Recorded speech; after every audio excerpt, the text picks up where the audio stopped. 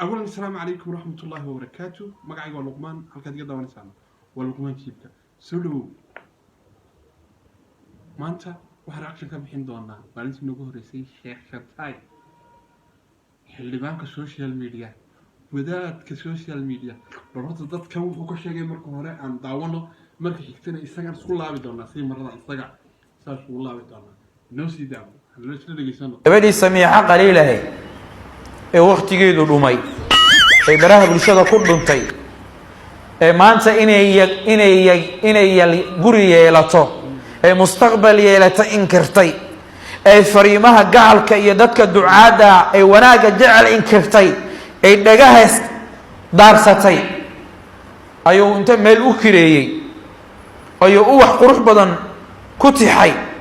ayuu qaabkii gaaladu u fadhiistay su'aasha iska fiiriya fadhiga oo u fadhiistay dilisla cabdi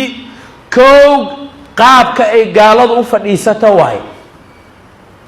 kuwa aflaanta hindiga keena kuwa musalsalaadka keena qaabkay u fadhiistaan ay jiliinka ku jiraan waaye qaabka uu ubaxa u siiyane waa qaabkii gaalada weeyaan gacanta hadda fiiso gacantaasi soo fidin waxaan way inta mooqa soo celi aayar fidin ku leey qaabku u fadhiistay kaaga darada eriga adag u isticmaalay sumaxa khadil baan la yaab ninkan la geed fadhiistay weeyaan qalad weeyaan insan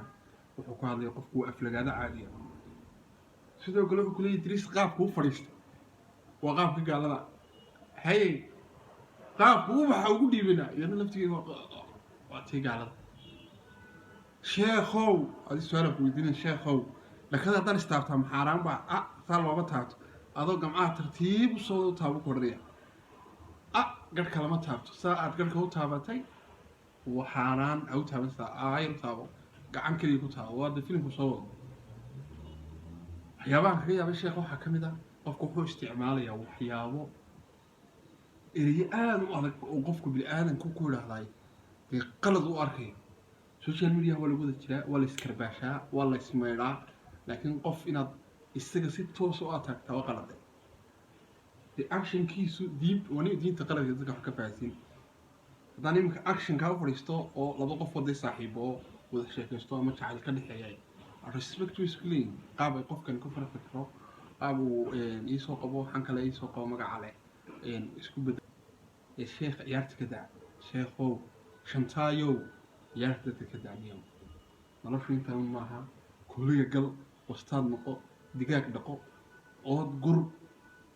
social media dhinaca kaga jiro wixii reaction ka bixinayso aayar wabix inta fiidiyogan ka ku midna insha Allah amaana Allah